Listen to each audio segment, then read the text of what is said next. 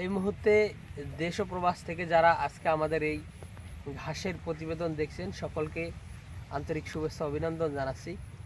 দর্শক শ্রোতা, যেই ঘাসটি আপনাদেরকে দেখানো আছে এটি হলো ডক্টর জহির স্যারের চীন থেকে আনা যারা ওয়ান হাইব্রিড। এই ঘাসটি খুবই নরম মিষ্টি রসালো ঘাস।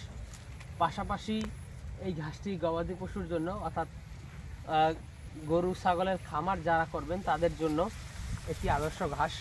এটি যেহেতু কিছুদিন আগে আমরা কেটেছিলাম, তারপরও দেখেন যথেষ্ট পরিমাণে লম্বা হয়েছে।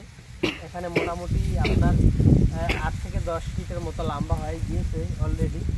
আর এই ঘাসটি প্রায় 40 থেকে 45 দিনেই আপনারা আপনার খামারের গরু মহিষকে কেটে খাওয়াতে পারবেন। এটি খুবই নরম মিষ্টি ঘাস। পাশাপাশি এই ঘাসে আপনার 15 থেকে 18% প্রোটিন রয়েছে, যার কারণে গবাদি পশুকে খাওয়ালে, এই ঘাস খাওয়ালে আপনার দানাদার খাদ্যের পরিমাণটা কিছুটা কম লাগে। আমি বলছি না যে দানাদার খাদ্য লাগে না, তবে দানাদার খাদ্য কিছুটা কম লাগে।